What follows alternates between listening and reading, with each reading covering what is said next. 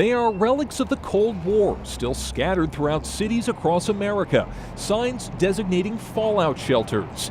I've been here thousands of times, and I've never once considered this a fallout shelter. Here in New York City, more than 18,000 of them were put up in the event of nuclear war, and today many of them still exist. I can tell you that, for example, my kids would have no idea what that means.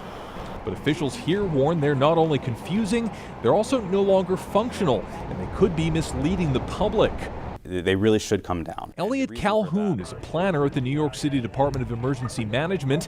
Fallout shelters are the best defense against nuclear radiation. He says since the Cold War, conventional wisdom has changed on what can be done if the big one hits.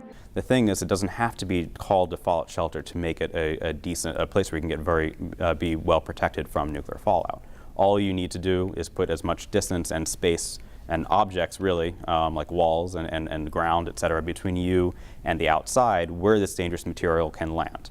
The city has already started dismantling the signs on some public buildings, and they're working on plans to eventually take all of them down. The issue is especially relevant given what happened in Hawaii last week. A staffer accidentally fired off an emergency alert to the whole state, warning of an incoming ballistic missile. Chaos ensued. The retraction came almost 40 minutes later. Everyone in Watch Command has thought about, like, oh my gosh, that could have been me. It's a scary thought for the people at the helm of New York's emergency alert system, but staff here say it's less likely the mistake could happen on their watch. The testing system and the real emergency system are kept separate, with plenty of fail-safes in place. For New York City emergency management, it's not impossible, but it's difficult to kind of mess that up. Hawaii might have been a false alarm, but next time it might be real. So if you get an alert and it is for real, stay inside.